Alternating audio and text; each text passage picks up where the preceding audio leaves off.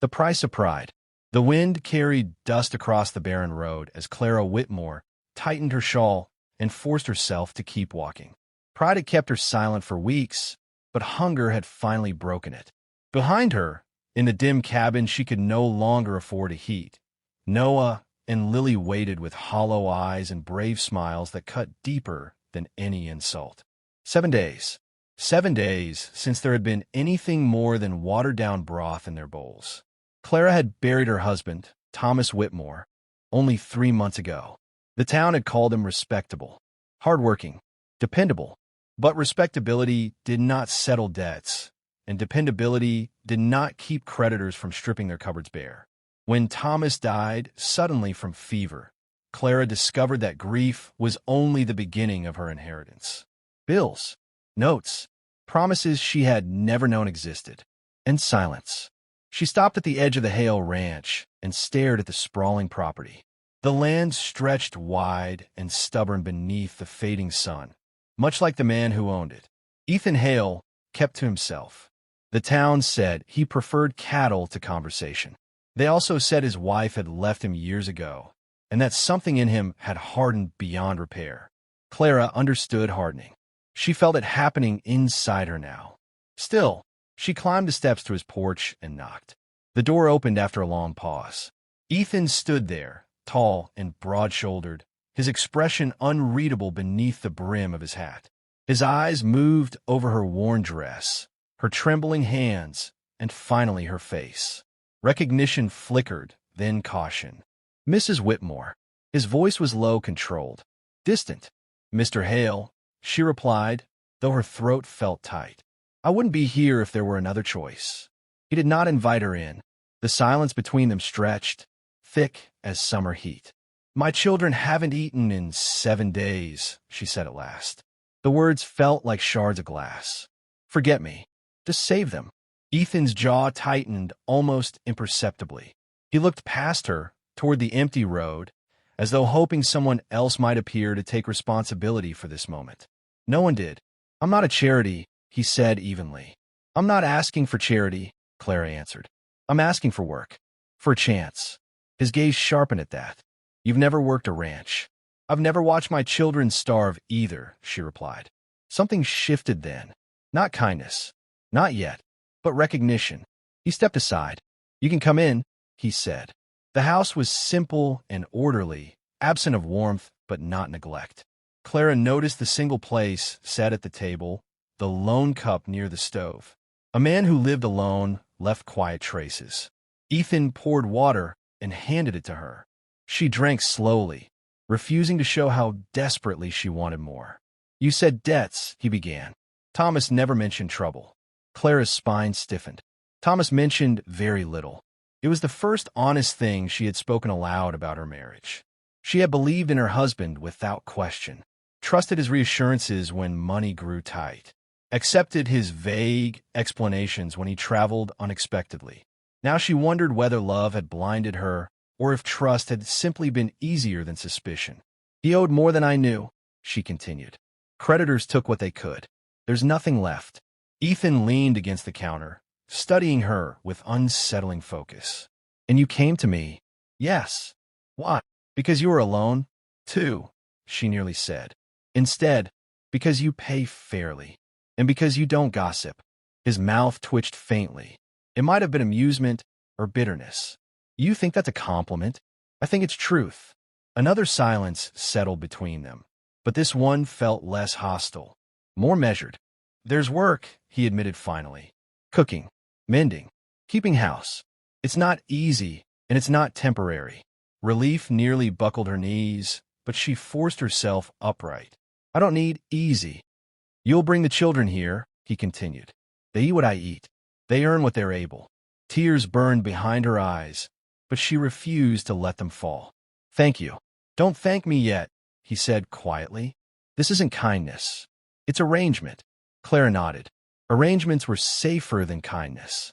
Kindness carried expectation. Arrangements carried terms. As she turned to leave and gather her children, Ethan's voice stopped her. One more thing. She looked back.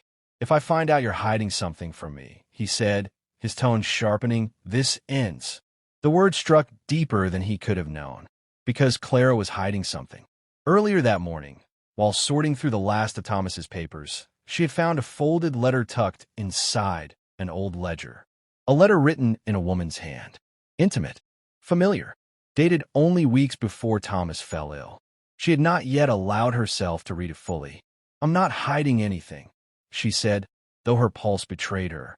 Ethan held her gaze for a moment longer, as though weighing the truth of her claim, then gave a single nod.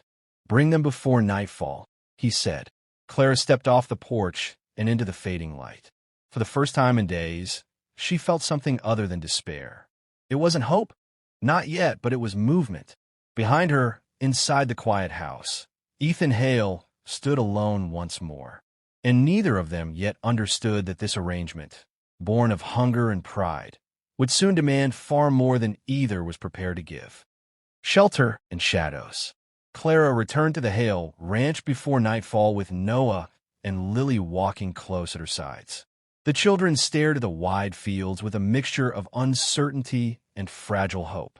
Hunger had quieted their usual curiosity, but the promise of food gave them strength enough to keep moving.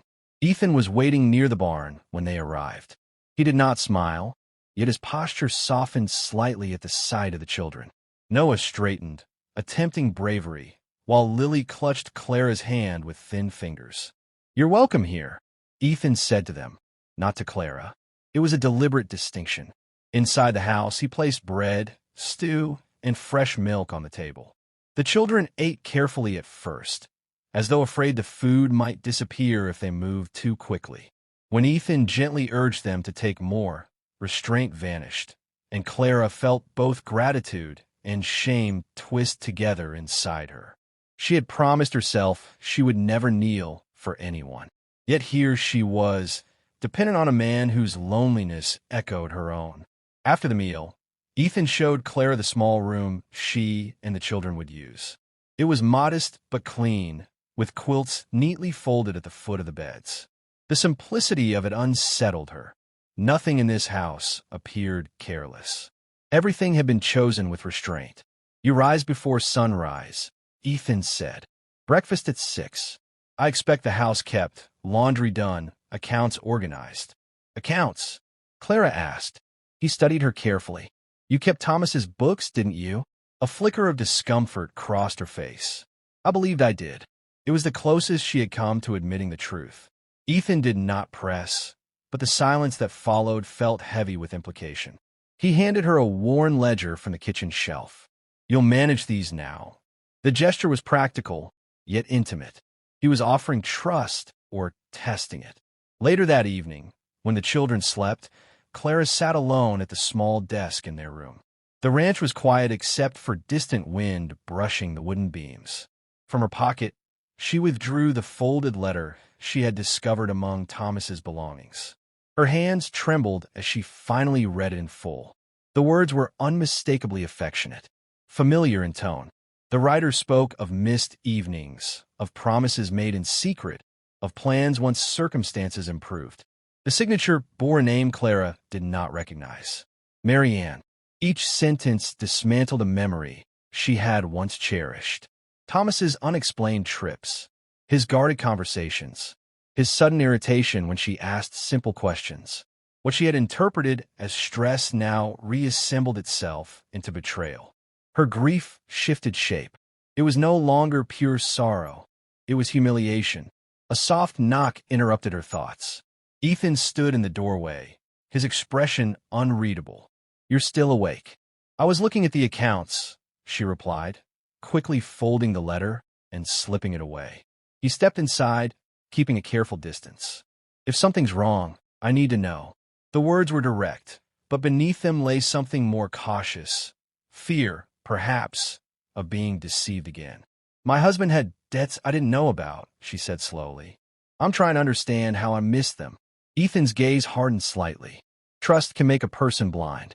The statement carried personal weight. "You speak from experience," Clara observed. He hesitated only briefly. "My wife left 3 years ago. She didn't leave alone." There was no anger in his tone, only a restrained resignation that suggested the wound had scarred but not healed. Clara absorbed this quietly. Betrayal had shaped them both, though in different ways. She had loved without question. He had trusted and been abandoned. "I'm sorry," she said. "So was I," he answered, and the faintest shadow of bitterness surfaced. The air between them shifted, not toward comfort, but toward understanding. Two people marked by deception, now bound by necessity. "Why help us?" Clara asked softly. Ethan considered before responding. "Because children shouldn't pay for their parents' mistakes." The remark struck deeper than he intended. Clara felt it like an accusation, though she knew he had not meant it as one. If Thomas had been unfaithful, if he had gambled away their security while building promises elsewhere, then her children were indeed paying for a father's secrets. And now she stood on the edge of creating new ones. "I won't betray your trust," she said firmly. His eyes searched hers, as though measuring the durability of that promise. "See that you don't." We left, Clara exhaled slowly. The arrangement between them was clear, structured, and necessary. Yet beneath its surface ran something unspoken, a fragile current of shared hurt and unacknowledged connection. The next morning, as sunlight spilled across the fields, Clara moved through the kitchen with steady purpose. She organized supplies, balanced ledgers, and restored order where small neglect had gathered. Each task grounded her. Each calculation strengthened her resolve. She would not be deceived again. But as she recorded expenses in Ethan's ledger, she noticed a recurring payment, small, consistent, sent monthly to a distant town. The name attached to it was one she recognized from the gossip whispered in church pews. Margaret Hale, Ethan's estranged wife. The discovery unsettled her. If Margaret had betrayed him, why did he still send money? Clara closed the ledger carefully, her thoughts unsettled. Trust can make a person blind. Perhaps it could also make them hopeful beyond reason. From the window, she saw Ethan working alone in the fields, his movements deliberate and disciplined. A man who claimed detachment, yet who quietly sustained the woman who had wounded him. The realization unsettled Clara more than the letter hidden in her pocket, because it suggested that neither of them had fully escaped the past. And if old loyalties still lingered, then the arrangement that had brought her here might not remain as simple or as safe as she needed it to be. The weight of wanting. By the third week at the ranch, routine had replaced crisis. Clara rose before dawn, lit the stove, and moved through the kitchen with quiet efficiency. Noah helped in the stables after lessons Ethan insisted upon in the evenings. Lily followed Clara with solemn devotion, folding linens with careful hands. The house no longer felt like borrowed shelter. It felt inhabited. That frightened Clara more than hunger ever had. She noticed the small changes first in herself. The way she listened for Ethan's boots on the porch. The way her breath steadied when he entered her room. The way his silence no longer felt cold, but companionable. Ethan noticed changes too. The ranch ran smoother. The account balanced cleanly. Laughter, hesitant at first, now lingered in the air at supper. He told himself these were practical improvements, necessary ones. He did not name the rest. One evening, as dusk settled violet across the fields, Clara found him repairing a fence near the far pasture. The wind tugged loose strands of her hair free from their pins, and without thinking, she approached. "You've overworked that post," she said gently. He glanced up. "It won't stand if I don't." "Not everything needs force," she replied. He studied her with quiet intensity. "Some things do." The words hung between them, layered with meaning neither had intended to speak aloud. Clara hesitated before continuing. "I saw the ledger entry. The payments." Ethan's posture stiffened. "You were hired to organize the accounts, not analyze them." "I wasn't prying," she said, though she knew the distinction was thin. "I only wondered why you still send money to someone who left you." A muscle in his jaw tightened. "Because I promised to." She broke her promise first. "That doesn't excuse me from keeping mine." His answer unsettled her. Loyalty, even to someone who had betrayed him, suggested a depth of character she both admired and feared. "And if she returns?" Clara asked quietly. "She won't." The certainty in his voice sounded less like confidence and more like wishful insistence. Clara folded her arms against the wind. My husband made promises too. Ethan looked at her sharply. She had not spoken of Thomas beyond practical matters. I found a letter, she admitted, from another woman, written before he died. The confession felt like stepping into cold water. Ethan set down his tools. You're sure? Yes. Do you know who she is? No, Clara's voice did not waver, but her hands did. And I don't know what hurts more, that he betrayed me, or that I never suspected. Ethan's gaze softened, though his expression remained guarded. Trust isn't foolish. It feels foolish. No, he said firmly. It feels honest. There's a difference. The wind shifted, carrying the scent of dry earth between them. For a moment, they stood close enough to feel each other's warmth. I don't know who I was married to, Clara continued. Every memory feels altered now. Ethan stepped nearer, not touching her, but near enough that distance no longer protected them. You were married to the man you believed him to be, he said. That isn't weakness. It's love. The words settled heavily. Love. Clara had worn it faithfully for years. Now it felt fragile, almost naive. And yet, standing there, she felt something stirring again, not as blind devotion, but as cautious awareness. You shouldn't be comforting me, she whispered. Why? Because it makes this complicated. His eyes searched hers. Is it? Yes. The honesty startled them both. The air thickened, charged with everything unsaid. Clara became acutely aware of the steady rhythm of his breathing, the strength in his hands, the loneliness that mirrored her own. She took a step back. This was supposed to be an arrangement, she reminded him. Work for shelter, nothing more. It still is, he said, but neither of them sounded convinced. That night, the tension followed them into the house. Supper passed quietly, though not unkindly. Noah described a calf born that afternoon. Lily insisted Ethan taste the pie Clara had baked. The scene resembled something dangerously close to domestic peace. After the children slept, Clara stood alone by the kitchen table, staring at the lamp's soft glow. Ethan entered without announcing himself. You're avoiding me, he said. I'm protecting us. From what? From becoming something the town would condemn. He gave a short, humorless laugh. The town condemns easily. That doesn't make them wrong. He stepped closer. Are we wrong? The question was simple. The answer was not. My husband has been dead 3 months, she said. Yours left you, but remains your wife. On paper, paper still matters. Silence pressed between them. Every argument she offered sounded thin against the truth rising in her chest. You feel it too, he said quietly. She did not deny it. That doesn't mean we act on it. And if it doesn't fade, he asked. Clara met his gaze fully. Then we'll have to decide who we are. The vulnerability in his expression mirrored her own. For the first time, she saw not the stoic rancher, but a man tired of restraint, tired of being abandoned, tired of sleeping in a house built for two. He reached for her hand. She should have stepped away. Instead, she let his fingers close around hers. The contact was brief, restrained, but undeniable.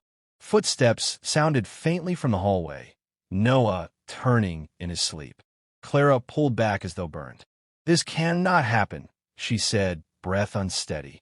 Ethan did not argue, but as she retreated down the corridor, heart racing, she understood something irreversible had already begun. And restraint, once tested, rarely strengthens under pressure. The Costa crossing. The town noticed before Clara was ready to admit there was anything to notice. Whispers followed her at the mercantile. Conversations quieted when she entered church. Women who had once offered condolences now offered distance. It did not take long for kindness to turn into calculation. A widow living under the roof of a married man, even one long abandoned, was not a story the town would interpret generously. Clara felt the shift like a tightening noose. Ethan pretended not to. He worked longer hours, spoke less at supper, and avoided her eyes when silence thickened. Yet avoidance only sharpened awareness. Every accidental brush of hands, every shared glance across the table carried weight. They had not crossed the line again since that night in the kitchen, but they had come close. and closeness had consequences.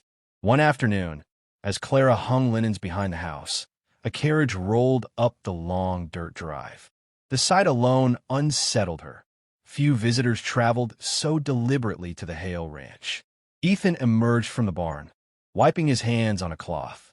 His posture changed before she even saw the woman step down from the carriage. Margaret Hale was not what Clara expected.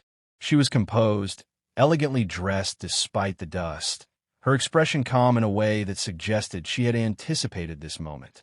Her eyes passed over Clara with polite indifference before settling on Ethan. "You've kept the place well," Margaret said, as though commenting on weather. Ethan's jaw hardened. "Why are you here?" "To speak with my husband." The words settled like a stone.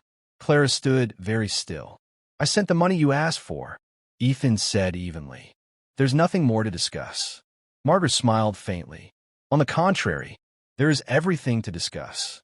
Her gaze flicked toward Clara, assessing without hostility, yet without warmth. "You didn't tell me you'd taken on staff," she added.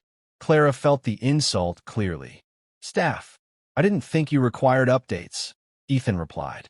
Margaret stepped closer, lowering her voice though Clara still heard every word. "I require clarity. I am returning to town. Permanently." The declaration struck like a match to dry timber. "For what purpose?" Ethan asked. "To restore what belongs to me." Silence spread across the yard. Clara understood, with painful precision, what Margaret implied. Marriage was not dissolved. Promises, even broken ones, still bound them legally and socially. And in a town that valued appearances, legality often outweighed loyalty. Ethan's expression revealed nothing, but his hands clenched at his sides. "There is nothing left to restore," he said. Margaret tilted her head. "That depends on whether you've replaced it." Her eyes moved again to Clara. The accusation was clear. Clara stepped forward before fear could root her in place. "I am here for employment," she said steadily. "Nothing more." Margaret regarded her with faint curiosity. "Of course you are." The condescension stung more than open anger would have. Ethan's voice cut through the tension. "You said what you came to say. Leave." Margaret's smile faded. "You forget yourself. This ranch carries my name as much as yours. Not in the ways that matter." A crack appeared in her composure at that. "I made mistakes," she said sharply, "but I will not be discarded for a widow seeking convenience." The word convenience echoed harshly. Clara felt heat rise to her face, but she held Margaret's gaze. "My children were starving," she said quietly. "There is nothing convenient about survival." For the first time, uncertainty flickered across Margaret's expression. Ethan stepped between them, not aggressively, but protectively. The gesture did not go unnoticed. Margaret's eyes narrowed slightly. "I see." She turned back to Ethan. "You are still my husband. If you intend to change that, you will do so properly." With that, she returned to her carriage and left as abruptly as she had arrived. Dust lingered long after she disappeared. Clara exhaled slowly, unaware she had been holding her breath. "She'll tell the town," she said. "She already has," Ethan replied. He looked older in that moment, burdened not by shame, but by decision. "You still send her money," Clara said softly. "You still feel responsible." "I feel bound," he corrected. "And now?" He met her eyes fully. "Now I must choose whether obligation outweighs truth." The statement carried more than marital implication. It spoke of them, of the fragile connection they had tried to deny. Clara felt the familiar tightening of fear. "If you pursue divorce," she said carefully, "the town will not forgive easily." "I'm not concerned with the town." "I am," she admitted. "My children live in it." The conflict stood plainly between them. Loyalty to reputation versus loyalty to feeling. Security versus risk. Past versus future. Ethan stepped closer, though he did not touch her. "I will not allow you to carry blame for my decisions," he said, "and I will not be the reason you make them." Their restraint trembled under the weight of honesty. From inside the house, Lily's laughter drifted faintly through the open window, followed by Noah's deeper voice. The sound grounded Clara instantly. "This cannot be about us alone," she said. "It isn't," Ethan replied. "It's about whether I continue living half a life." The words settled heavily. Clara searched his face, seeing no impulse, only resolve forming slowly beneath uncertainty. If she contests the divorce, Clara asked, what then? Then I fight. For me, she pressed. For myself, he answered. The distinction mattered. Clara nodded slowly. The path ahead would not be quiet, nor easy. But for the first time, the choice felt less like betrayal and more like reckoning. Margaret had returned to reclaim what she believed was hers. But Ethan Hale was no longer the man she had left behind. And Clara Whitmore was no longer the wife who trusted without question. As evening settled over the ranch, they stood side by side, not touching, not declaring, but no longer pretending. The arrangement that began in desperation had become something far more dangerous. Now it demanded a decision neither could postpone.